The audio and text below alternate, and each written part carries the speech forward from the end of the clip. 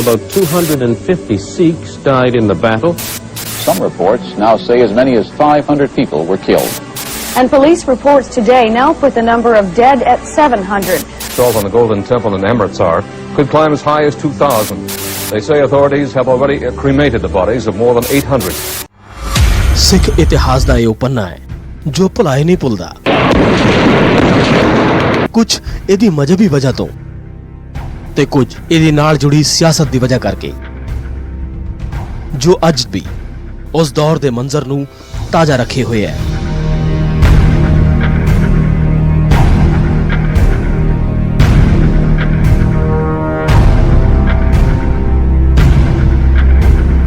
ਸਾਲ 1984 ਦਾ operation blue star ਉਹ ਲਕੀਰ ਹੈ ਜਿਸ ਨੇ ਉਸ ਤੋਂ ਪਹਿਲਾਂ ਅਤੇ ਬਾਅਦ ਦੇ ਇਤਿਹਾਸ ਨੂੰ ਪੂਰੀ ਤਰ੍ਹਾਂ ਬਦਲ ਕੇ ਰੱਖ ਦਿੱਤਾ। ਨਾ ਉਸ ਵਕਤ ਅਜਿਹੀ ਕੋਈ ਪੁਰਾਣੀ ਮਿਸਾਲ ਸੀ ਅਤੇ ਨਾ ਹੀ ਅੱਜ ਦੇ ਦੌਰ ਵਿੱਚ ਕੋਈ ਨਵੀਂ ਹੀ।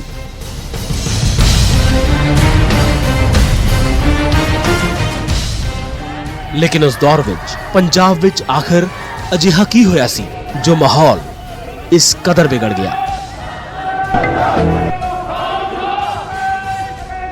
ਕਿ ਹਰ ਕਿਤੇ ਕਰਫਿਊ ਲੱਗਾ, ਕਮਾਨ ਫੌਜ ਦੇ ਹਵਾਲੇ ਕਰਨੀ ਪੈ ਗਈ ਤੇ ਸਿੱਖ ਕੌਮ ਦੀ ਸਭ ਤੋਂ ਪਾਕ ਜਗ੍ਹਾ ਤੇ ਫੌਜ ਨੂੰ ਗੋਲੇ ਬਾਰੂਦ ਬਰਸਾਉਣ ਲਈ ਮਜਬੂਰ ਹੋਣਾ ਪਿਆ।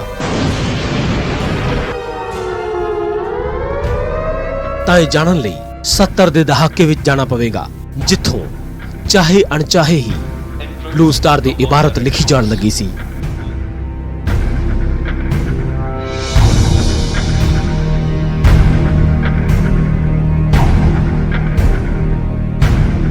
ਮੁਲਕ ਦੀ ਆਜ਼ਾਦੀ ਦੇ ਬਾਅਦ ਤੋਂ ਹੀ ਪੰਜਾਬ ਤਰੱਕੀ ਦੀ ਰਾਹ ਤੇ ਬੜੀ ਤੇਜ਼ੀ ਨਾਲ ਅੱਗੇ ਵਧ ਰਿਹਾ ਸੀ।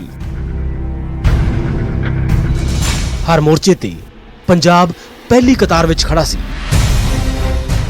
ਅਤੇ ਪੂਰੇ ਮੁਲਕ ਵਿੱਚ ਇਹਦੀ ਮਿਸਾਲਾਂ ਦਿੱਤੀਆਂ ਜਾਂਦੀਆਂ ਸਨ।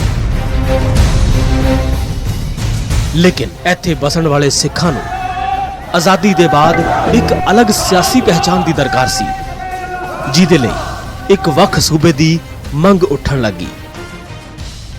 ਆਜ਼ਾਦ ਹਿੰਦੁਸਤਾਨ 'ਚ ਸਿੱਖਾਂ ਨੂੰ ਹੋਰ ਵਡਿਆਉਣ ਦੀ ਥਾਂ ਤੇ ਕੁਝ ਦੇਣ ਦੀ ਥਾਂ ਤੇ ਜਿਸ ਸਭ ਤੋਂ ਪਹਿਲਾਂ ਕਿਸੇ ਲੀਡਰ ਨੂੰ ਰਾਜਸੀ ਤੌਰ ਤੇ ਜੇਲ੍ਹ ਦੇ ਵਿੱਚ ਸੁੱਟਿਆ ਗਿਆ ਤਾਂ ਸਿੱਖ ਲੀਡਰਸ਼ਿਪ ਨੂੰ ਸੁੱਟਿਆ ਗਿਆ। ਦੇਸ਼ ਆਜ਼ਾਦ ਹੋ ਗਿਆ। ਜਿਹੜੀਆਂ ਦੇਸ਼ ਦੇ ਅੰਦਰ ਵੱਖ-ਵੱਖ ਭਾਸ਼ਾਵਾਂ ਸੀਗੀਆਂ ਉਹਦੇ ਆਧਾਰ ਤੇ ਸੂਬੇ ਦੀ ਵੰਡ ਹੋਈ। ਸਮੁੱਚਾ ਹਿੰਦੁਸਤਾਨ ਤੋਂ ਵੰਡ ਦਿੱਤਾ ਗਿਆ। ਭਾਸ਼ਾ ਦੇ ਆਧਾਰ ਤੇ ਸੂਬੇ ਬਣਾ ਦਿੱਤੇ ਗਏ।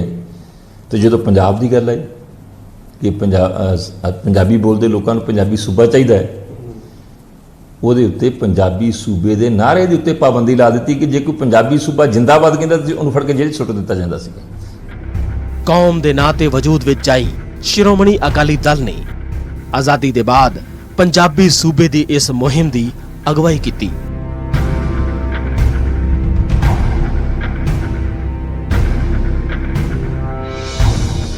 ਮੁਜ਼ਾਹਰਿਆਂ ਦਾ ਇੱਕ ਲੰਬਾ ਦੌਰ ਚੱਲਿਆ।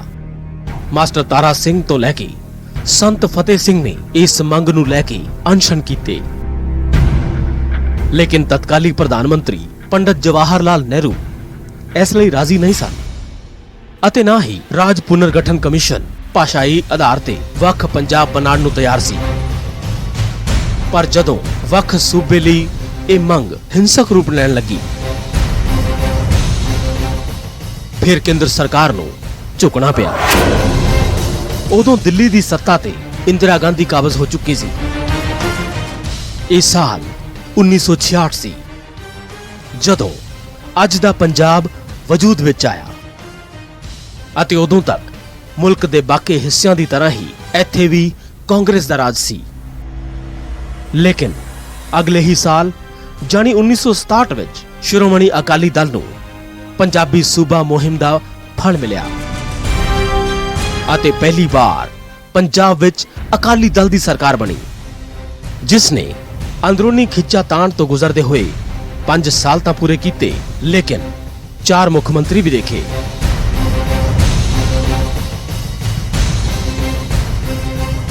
ਅਤੇ ਸਰਦਾਰ ਪ੍ਰਕਾਸ਼ ਸਿੰਘ ਬਾਦਲ ਉਹਨਾਂ ਵਿੱਚੋਂ ਇੱਕ ਸਨ। ਮਾਰਚ 1970 ਤੋਂ ਲੈ ਕੇ ਜੂਨ 1971 ਤੱਕ ਉਹਨਾਂ ਨੇ ਇਹ ਅਹੁਦਾ ਸੰਭਿਆ, ਲੇਕਿਨ ਜਦੋਂ ਸਾਲ 1972 ਵਿੱਚ ਇੱਕ ਵਾਰੀ ਫੇਰ ਚੋਣ ਜੰਗ ਸਜੀ ਤਾਂ ਅਕਾਲੀ ਦਲ ਲਈ ਹਾਲਾਤ ਪਹਿਲਾਂ ਦੇ ਮੁਕਾਬਲੇ ਜ਼ਿਆਦਾ ਮੁਸ਼ਕਲ ਹੋ ਚੱਲੇ ਸਨ। ਸਾਲ 1971 ਦੀ ਜੰਗ ਵਿੱਚ ਪਾਕਿਸਤਾਨ ਨੂੰ ਧੂਲ ਚਟਾਉਣ ਤੋਂ ਬਾਅਦ ਪੂਰੇ ਮੁਲਕ ਵਿੱਚ ਇੰਦਰਾ ਗਾਂਧੀ ਦਾ ਨਾਂ ਛਾਇਆ ਹੋਇਆ ਸੀ ਅਤੇ ਪੰਜਾਬ ਵੀ ਇਸ ਤੋਂ ਵੱਖ ਨਹੀਂ ਸੀ।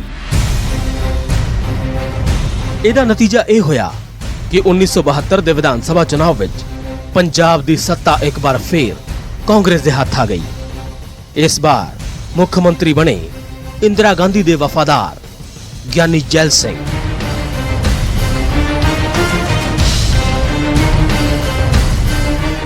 ਉਸ ਦੌਰ ਦੇ ਅਕਾਲੀ ਦਲ ਅਤੇ ਗੁਰਦੁਆਰਾ ਕਮੇਟੀ ਵਿੱਚ ਸਰਦਾਰ ਪ੍ਰਕਾਸ਼ ਸਿੰਘ ਬਾਦਲ, ਸਰਦਾਰ ਹਰਚੰਦ ਸਿੰਘ ਲੋਂਗੋਵਾਲ ਅਤੇ ਸਰਦਾਰ ਗੁਰਚਰਨ ਸਿੰਘ ਤੋੜਾ ਦੀ ਤਿੱਕੜੀ ਦਾ ਬੋਲਬਾਲਾ ਸੀ।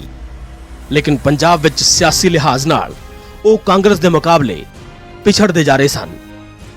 ਇਸ ਲਈ ਕਾਂਗਰਸ ਨੂੰ ਟੱਕਰ ਦੇਣ ਲਈ ਅਕਾਲੀ ਦਲ ਨੇ ਇੱਕ ਵਾਰ ਫਿਰ ਪੰਜਾਬੀ ਸੂਬੇ ਦੀ ਮੁਹਿੰਮ ਛੇੜੀ ਅਤੇ ਸਾਲ 1973 ਵਿੱਚ ਸ਼੍ਰੀ ਅਨੰਦਪੁਰ ਸਾਹਿਬ ਵਿਖੇ ਉਹ ਵਿਵਾਦਤ ਮਤਾ ਪਾਸ ਕੀਤਾ ਗਿਆ, ਜਿਨੇ ਆਉਣ ਵਾਲੇ ਸਾਲਾਂ ਵਿੱਚ ਪੰਜਾਬ ਦੇ ਹਾਲਾਤ ਅਤੇ ਦਿਸ਼ਾ ਦੋਨੋਂ ਹੀ ਬਦਲ ਦਿੱਤੇ। 17 ਅਕਤੂਬਰ 1973 ਨੂੰ ਪਾਸ ਕੀਤੇ ਗਏ ਸ਼੍ਰੀ ਅਨੰਦਪੁਰ ਸਾਹਿਬ ਮਤੇ ਵਿੱਚ ਸੁਝਾਇਆ ਗਿਆ ਸੀ ਕਿ ਕੇਂਦਰ ਸਰਕਾਰ ਦਾ ਸਿਰਫ ਰੱਖਿਆ, ਵਿਦੇਸ਼ ਨੀਤੀ, ਸੰਚਾਰ ਅਤੇ ਮੁਦਰਾ ਤੇ ਅਧਿਕਾਰ ਹੋਵੇ, ਜਦਕਿ ਦੂਜੇ ਮਸਲਿਆਂ ਤੇ ਸੂਬਿਆਂ ਨੂੰ ਪੂਰੇ ਅਧਿਕਾਰ ਯਾਨੀ ਕਿ ਸਵਾਇਤਤਾ ਹੋਵੇ। ਮਤੇ ਵਿੱਚ ਮੰਗ ਸੀ ਕਿ ਚੰਡੀਗੜ੍ਹ ਕੇਵਲ ਪੰਜਾਬ ਦੀ ਹੀ ਰਾਜਧਾਨੀ ਹੋਵੇ, ਪੰਜਾਬੀ ਬੋਲਣ ਵਾਲੇ ਇਲਾਕੇ ਪੰਜਾਬ ਵਿੱਚ ਸ਼ਾਮਲ ਕੀਤੇ ਜਾਣ, ਨਦੀਆਂ ਦੇ ਪਾਣੀ ਦੇ ਮੁੱਦੇ ਤੇ ਸੁਪਰੀਮ ਕੋਰਟ ਦੀ ਰਾਏ ਲਿੱਤੀ ਜਾਵੇ, ਨਹਿਰਾਂ ਦੇ ਹੈਡਵਰਕਸ ਅਤੇ ਪਨ ਬਿਜਲੀ ਬਣਾਉਣ ਦੇ ਬੁਨਿਆਦੀ ਢਾਂਚੇ ਦਾ ਪ੍ਰਬੰਧਨ ਪੰਜਾਬ ਕੋਲ ਹੋਵੇ, ਫੌਜ ਵਿੱਚ ਭਰਤੀ ਕਾਬਲੀਅਤ ਦੇ ਆਧਾਰ ਤੇ ਹੋਵੇ ਅਤੇ ਇਸ ਵਿੱਚ ਸਿੱਖਾਂ ਦੀ ਭਰਤੀ ਤੇ ਲਾਈ ਗਈ ਕਥਿਤ ਸੀਮਾ ਹਟਾਈ ਜਾਵੇ ਅਤੇ ਪੂਰੇ ਮੁਲਕ ਦੇ ਗੁਰਦੁਆਰਿਆਂ ਲਈ ਆਲ ਇੰਡੀਆ ਗੁਰਦੁਆਰਾ ਲਾਅ ਬਣਾਇਆ ਜਾਵੇ। ਪੰਜਾਬ ਦੇ ਵਿੱਚ ਅਕਾਲੀ ਦਲ ਤੇ ਕਾਂਗਰਸ ਦਾ ਝਗੜਾ ਚੱਲਦਾ ਸੀਗਾ। ਬਾਜ਼ਾਰ ਬਣਾਉਣ ਦੇ ਖਾਤਰ ਇੰਨਾ ਬੜੀ ਬਣਦੇ ਸੀਗੇ ਤੇ ਆਪਣੇ ਮਜ਼ਬੂਤ ਬਣਾਉਣਾ ਚਾਹੁੰਦੇ ਸੀ ਆਪਣੇ ਜਿਹੜੇ ਆਧਾਰ ਲੋਕਾਂ ਵਿੱਚ, ਤੇ ਬਾਕੀ ਥੋੜ੍ਹਾ ਜਿਹਾ ਉਸ ਨੂੰ ਇੰਦਰਾ ਗਾਂਧੀ ਨੂੰ ਕਿਸੇ ਨੇ ਮਿਸਗਾਈਡ ਕੀਤਾ। ਮੇਰੇ ਖਿਆਲ ਸ਼੍ਰੀਮਤੀ ਇੰਦਰਾ ਗਾਂਧੀ ਡਿਕਟੇਟਰ ਬਣ ਚੁੱਕੀ ਸੀ, ਉਹਨੂੰ ਕਿਸੇ ਦੀ ਗੱਲ ਉਹਨਾਂ ਦਿਨਾਂ ਵਿੱਚ ਚੰਗੀ ਨਹੀਂ ਲੱਗਦੀ। ਸ਼ਾਇਦ ਉਹ ਆਪਣੀ ਗੱਲ ਜਿਹੜੀ ਸੰਤ ਜਰਨੈਲ ਸਿੰਘ ਜੀ ਦੀ ਗੱਲ ਸੀ ਨਾ, ਜੋ ਉਹਨਾਂ ਦੀਆਂ ਮੰਗਾਂ ਸਨ, ਜੋ ਸ਼੍ਰੋਮਣੀ ਅਕਾਲੀ ਦਲ ਦਾ ਉਸ ਟਾਈਮ ਤੇ ਏਜੰਡਾ ਸੀ, ਉਹਨੂੰ ਸਮਝਾਉਣ ਦੇ ਵਿੱਚ ਸ਼ਾਇਦ ਉਹ ਕਾਮਯਾਬ ਨਹੀਂ ਹੋ ਸਕੇ। ਔਰ ਜਿਹੜਾ ਅਨੰਦਪੁਰ ਸਾਹਿਬ ਦਾ ਮਤਾ ਸੀ ਉਹਨੂੰ ਖਾਲਿਸਤਾਨ ਦਾ ਮਤੇ ਨਾਲ ਜੋੜ ਦਿੱਤਾ ਗਿਆ। ਐਵੇਂ ਜਿਹੜੀ ਗੱਲ ਨਹੀਂ ਸੀ ਕਿਸੇ ਨੇ ਕਹੀ, ਉਹ ਵੀ ਉਹਨਾਂ ਦੇ ਮੂੰਹ ਦੇ ਵਿੱਚ ਬਦੋ ਬਦੀ ਜਿਹੜੀ ਸੀ ਉਹ ਪਾ ਦਿੱਤੀ ਗਈ। ਅਕਾਲੀ ਦਲ ਨੇ ਤਾਂ ਇੰਦਰਾ ਗਾਂਧੀ ਦੀ ਵੱਧਦੀ ਲੋਕਪ੍ਰਿਯਤਾ ਦੀ ਕਾਟ ਦੇ ਤੌਰ ਤੇ ਆਪਣੀ ਸਿਆਸੀ ਰਣਨੀਤੀ ਦੇ ਤਹਿਤ ਇਹ ਮਤਾ ਪਾਸ ਕੀਤਾ ਸੀ, ਲੇਕਿਨ ਬਾਅਦ ਵਿੱਚ ਇਹੀ ਮਤਾ ਖਾਲਿਸਤਾਨ ਦੀ ਮੰਗ ਕਰਨ ਵਾਲਿਆਂ ਲਈ ਅੰਦੋਲਨ ਦਾ ਇੱਕ ਹਥਿਆਰ ਬਣ ਗਿਆ। ਹਾਲਾਂਕਿ ਅਕਾਲੀ ਦਲ ਦੀ ਵੱਲੋਂ ਬਾਰ-ਬਾਰ ਸਾਫ਼ ਕੀਤਾ ਜਾਂਦਾ ਰਿਹਾ ਕਿ ਉਹ ਕਿਸੇ ਵੀ ਸੂਰਤ ਵਿੱਚ ਵੱਖ ਮੁਲਕ ਜਾਂ ਖਾਲਿਸਤਾਨ ਦੀ ਗੱਲ ਨਹੀਂ ਕਰ ਰਹੇ, ਬਲਕਿ ਸਿਰਫ ਪੰਜਾਬ ਲਈ ਕੁਝ ਹੱਕਾਂ ਦੀ ਮੰਗ ਕਰ ਰਹੇ ਨੇ।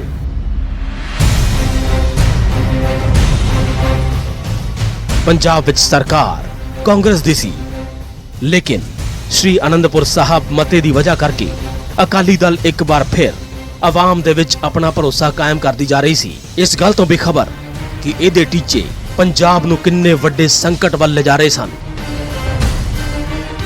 ਵਕਤ ਬੀਤਦਾ ਗਿਆ ਅਤੇ ਵਿਵਾਦਿਤ ਪ੍ਰਾਵਧਾਨਾਂ ਦੀ ਵਜ੍ਹਾ ਕਰਕੇ ਸ਼੍ਰੀ ਅਨੰਦਪੁਰ ਸਾਹਿਬ ਦਾ ਮਤਾ ਠੰਡੇ ਬਸਤੇ ਵਿੱਚ ਚਲਾ ਗਿਆ, ਕਿਉਂਕਿ ਕੇਂਦਰ ਸਰਕਾਰ ਕਿਸੇ ਵੀ ਸੂਰਤ ਵਿੱਚ ਇਹਨੂੰ ਲਾਗੂ ਕਰਨ ਲਈ ਤਿਆਰ ਨਹੀਂ ਸੀ। ਲੇਕਿਨ ਅਕਾਲੀ ਦਲ ਨੂੰ ਇਹਦਾ ਫਾਇਦਾ ਮਿਲਦਾ ਦਿਖ ਰਿਹਾ ਸੀ। ਇਹ ਅਲੱਗ ਗੱਲ ਹੈ ਕਿ ਪਾਰਟੀ ਨੇ ਕਦੇ ਵੀ ਉਨੇ ਹਮਲਾਵਰ ਢੰਗ ਨਾਲ ਇਹਦੇ ਲਈ ਲੜਾਈ ਨਹੀਂ ਲੜੀ ਜਿੰਨਾ ਸ਼ੁਰੂਆਤੀ ਦੌਰ ਵਿੱਚ ਨਜ਼ਰ ਆਇਆ ਸੀ। ਇਹ ਗੱਲ ਕਾਂਗਰਸ ਵੀ ਸਮਝ ਰਹੀ ਸੀ ਕਿ ਅਕਾਲੀ ਦਲ ਜਿਸ ਮੁੱਦੇ ਦੇ ਨਾਲ ਅੱਗੇ ਵਧ ਰਹੀ ਹੈ ਉਸ ਦੇ ਨਾਲ ਸਿੱਧੇ ਤੌਰ ਤੇ ਲੋਕਾਂ ਦੀਆਂ ਭਾਵਨਾਵਾਂ ਜੁੜੀਆਂ ਹੋਈਆਂ ਨੇ ਅਤੇ ਅਗਲੇ ਚੋਣ ਵਿੱਚ ਉਹਨਾਂ ਨੂੰ ਇਹਦਾ ਫਾਇਦਾ ਵੀ ਮਿਲ ਸਕਦਾ ਹੈ। ਹੋਇਆ ਵੀ ਕੁਝ ਐਦਾਂ ਹੀ।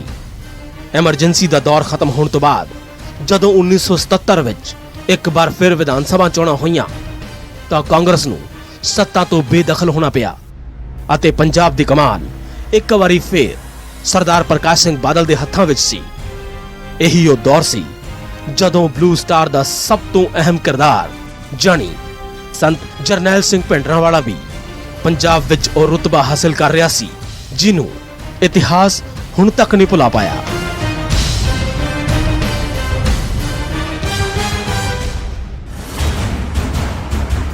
ਇਹ ਚਾਹੁੰਦੇ ਸਨ ਕਿ ਅਕਾਲੀਆਂ ਦੇ ਮੁਕਾਬਲੇ ਤੇ ਕੋਈ, ਪਰ ਦੇ ਨੇ ਨੈਵਰ ਰਿਅਲਾਈਜ਼ ਕਿ ਮੁਕਾਬਲਾ ਕਰਦੇ ਆ ਉਹ ਖੁਦ ਹੀ ਮੁਕਾਬਲਾ ਸਾਰਾ ਹੋ ਜਾਏਗਾ। ਬਾਦਲ ਸਾਹਿਬ ਤੇ ਵੀ ਲਗਾਤਾਰ ਇਹ ਇਲਜ਼ਾਮ ਆਉਂਦਾ ਹੈ, ਇਨ ਰਾਈਟਿੰਗ ਹੈ, ਕਿ ਇਹਨਾਂ ਦਾ ਰਵੱਈਆ ਸਰਕਾਰੀਆਂ ਬਾਰੇ ਬਹੁਤ ਨਰਮ ਹੈ